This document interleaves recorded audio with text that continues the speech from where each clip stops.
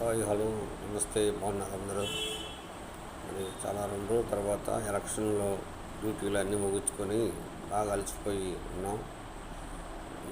అయినా కూడా ఒక 10 నిమిషాలు ఎలక్షన్ జరిగిన విధానం మీద మాట్లాడదామని అనిపించి మాట్లాడుతున్నాను. విషయం ఏంటంటే అసలు ఎలక్షన్ నిర్వహణ అనేది చూసినప్పుడు మరి ఉద్యోగులు అంటే ఎంత చులకనగా ఉన్న ప్రభుత్వం, మరి పెద్ద పెద్ద వాళ్ళకి మరి ఎవరైతే ఎలక్షన్ నిర్వహించిన ఆర్ఓలు వాళ్ళు ఉండే చోట అప్పటికప్పుడే అన్నీ వెలుస్తాయి, అన్ని టెంట్లు వస్తాయి, బెడ్లు వస్తాయి, అన్నీ వస్తాయి. అదే ఒక ఎంప్లాయీకి మరి ఒక 2 రోజులు కనీసం అతని యొక్క కనీస అవసరాలు తీర్చుకోవడానికి కూడా అవకాశాలను కల్పించలేనటువంటి ఈ ఎలక్షన్ నిర్వహించే అధికారులను ఏమనాలో మరి మాకు అయితే మాట్లాడుకోవట్లేదు.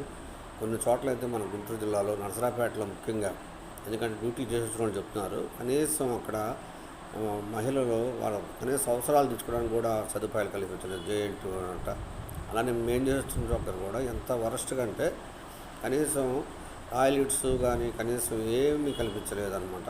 అలానే ఎలక్షన్ అయిపోయిన తర్వాత ఏదో పని వాడుకొని విసిరేసినట్టుగా చేసుకొచ్చి కనీసం సాయంత్రం పూట ఏదో మాడిపోయిన చపాతీ ముక్కలు వండేసి పోయిండను. తర్వాత ఆడికి బస్సు బయలుదేరటం 12 అయింది. అది రిసీవింగ్ సెంటర్కి వెళ్ళడానికి అంతేందని టైం నియర్లీ 4 అయింది. కనీసం టీ కూడా లేదనమాట. అవి మళ్ళీ పేపర్లు తీసుకోవడానికి ఇటు కూడా పెద్ద 10 సార్లు అటు ఇటు తిప్పి చాలా ఒత్తిడి చేసి చేశారు. అలానే డబ్బులైనా సరిగ్గా ఇచ్చారంటే అది మరీ ఒక రిక్షా కూలికి కూడా అంత ఘోరంగా ఉందన్నమాట. అంత ప్రాణాలు తెగించి డ్యూటీలు చేస్తున్నటువంటి ఉద్యోగులకి, పీఓలకి, ఏపీఓలకు కానీ ఓపీఓలకు కానీ అంత ఘోరంగా మరి 150 రూపాయలు, 200, 250 రూపాయలు ఏం అడక్కడికే వాళ్ళకి కనపడుతున్నాను నేను. మా యూనియన్ నాయకులు కూడా మహానుభావులు, గొప్పోళ్ళ బాబు, మీకు దండం పెట్టాలయ్యా. మీకు అసలు మిమ్మల్ని ఏ వేళ నోటితో పొగిడినా కూడా మరి ఏదో చెప్పినట్టు ఉంది పరిస్థితి. ఎందుకు ఇలాంటి ఘోరమైన పరిస్థితులు? అయినా కూడా ప్రజాస్వామ్యాన్ని పునరుద్ధరించడం కోసం, ప్రజాస్వామ్యాన్ని కాపాడటం కోసం మేము ఎన్నో త్యాగాలు చేసి మా యొక్క నిద్ర లేకపోయినా 2 రాత్రులు 3 రాత్రులు నిద్ర లేకపోయినా కనీసం తినడానికి, కూర్చోడానికి, కొనుక్కోవడానికి అవకాశం లేకపోయినా మేము ఎట్టకట్ట భరించి డ్యూటీలు చేసాము. కానీ ప్రజల మటుకి వారి యొక్క కసితో మరి ఒక్కొక్కళ్ళ ఓటు ఎంత దూరం నుంచి వచ్చేసారంటే చాలామంది చక్కగా ఓట్లు నిర్వర్తించుకుని వెళ్ళారు. మరి గత పోలింగ్ ఎన్నికలతో పోలిస్తే 2% ఓట్లు భారతదేశ చరిత్రలోనే ఈ ఎలక్షన్లో జరిగిన ఎలక్షన్లో ఆంధ్రప్రదేశ్లోనే నెంబర్ 1గా ఓటింగ్ అనేది జరిగిందని చెప్తున్నారు. నిజంగా hands off to the voters. ముఖ్యంగా మా యొక్క మా ఎంప్లాయీస్ సంగతి చెప్పుకున్న పోస్టల్ బ్యాలెట్స్లో కూడా రికార్డు బ్రేక్ అయిందంట. 4.5 lakhs ఓట్స్ వచ్చినాయి. అంటే మామూలుగా జనరల్ ఓట్లు 80% పడితే 2% ఓట్లు పోస్టల్ బ్యాలెట్స్లో వచ్చినాయి. మరి ఇప్పుడు ఇందాక ఆరా మస్తాన్ గారు కూడా చెప్పిన మాట నేను విన్నాను. ఆయన ఏం చెప్తున్నానంటే ఏదైతే ఈ ఓటింగ్ అనేది 1% పెరిగినా కూడా మొత్తం తారుమారు అయ్యే పరిస్థితి ఉందని చెప్తున్నాడు. ఇప్పుడు ఇది 2% మారింది ఓటింగ్ అనేది. కాబట్టి ఎలాంటి జరుగుతుందో అనేది చూడాలి 4వ తారీఖు దాకా. తర్వాత ఇక మనం విషయాలు గమనించినట్లయితే ఏమైనా కూడా అటువంటి జనాలు మటుకు కసితో వేశారనమాట. ఒక్కొక్కళ్ళు చాలా ప్రాణాలు తెగించి పోరాడుతున్నారు. మరి గత ఎలక్షన్ అయిపోయిన దగ్గర నుంచి చూస్తుంటే కొన్ని చోట్ల అసలు శాంతి భద్రతలు ఇంత ఘోరంగా ఉన్నాయా? అసలు మనం ఎలా ఉంటున్నాం? సినిమాలో చూపించినట్టుంది. వచ్చేవాడిని సాగొట్టడం, తర్వాత కారుతో గుద్దించడం, తర్వాత ఇంకా ఇనపరాడులు పెట్టుకొని వీధుల బట్టి స్వైర విహారం చేయటం. అసలు ఏంది ఇది?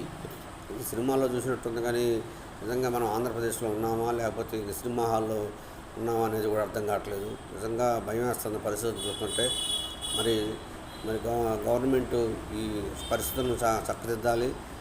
మరి ఎవరైతే మనకి భారత రాజ్యాంగం సృష్టికర్త మరి డాక్టర్ బిఆర్ అంబేద్కర్ గారు ఎంతో ముందు చూపుతో రాసినటువంటి రాజ్యాంగాన్ని పరిరక్షించుకోవాల్సిన అవసరం అందరికీ ఉంది. బలం ఉన్నోడిదే రాజ్యం, ఆయుధం ఉపయోగించినోడిదే రాజ్యం లాగా కాకుండా ఎవరైతే నీతి నియమాలతో మరి దేశాన్ని రాష్ట్రాన్ని పరిపాలించగలరో మరి మనం వాళ్ళందరినీ కాపాడుకోవాల్సిన అవసరం ఉంది. మా యొక్క ఓటర్స్గా అందరం కూడా కర్తవ్యం నిర్వహించాం. ఇక మిగిలింది ఏంటంటే ఈ ప్రభుత్వంలో ఉన్నటువంటి పెద్దలు, డీజీపీ గారు, అలానే మరి జనరల్ సెక్రటరీ, ప్రధాన కార్యదర్శి గారు వీళ్ళందరూ ముందుకొచ్చి, అలానే ఎలక్షన్ కమిషను, ఈ రాష్ట్రాన్ని కాపాడాల్సిన అవసరం ఉంది. ఎందుకంటే ఎప్పుడు ఎవరికప్పుడు నిప్పులాగా ఉంది. ఎప్పుడు ఏమి జరుగుతుందో అర్థం కాని పరిస్థితుల్లో ఉన్నారు. కాబట్టి ప్రజలు ముందుకొచ్చి తెగించి ఓట్లేశారు. మరి మీరందరూ కూడా హ్యాట్స్ ఆఫ్ టు యూ. ఏది ఏమైనా కూడా మీ యొక్క ఆస్తులు పరిరక్షించుకోండి. అనవసరమైన బెట్టింగ్లు వాటితో పోయి డబ్బులు బెట్టింగ్ పెట్టి ఉన్నది పోగొట్టుకోబాకండి. ఏది ఏమైనా కూడా అనుకున్నంత ఎటు లేదు, అటు కానీ ఇటు కానీ ఎటు కూడా చెప్పుకున్నంత ఏం లేదు. మీరు అనవసరంగా డబ్బులు పెట్టి మీ యొక్క జీవితాన్ని నాశనం చేసుకోబాకండి. ఏది ఎవరు గెలిచినా కేవలం ఈ 1%, 2% గెలవబోతున్నారు. కాబట్టి గెలిచే వాళ్ళందరికీ కూడా శుభాకాంక్షలు. ఏదైనా కూడా రాబో రోజుల్లో మరి ఆంధ్రప్రదేశ్ని మీరు యొక్క మరి మంచిగా జరగాలని కోరుకుంటూ మరి ఈ శాంతి భద్రతను మరి అందరూ కూడా జాగ్రత్తగా పరిష్కరిస్తారని కోరుకుంటున్నాను. Thank you one and all.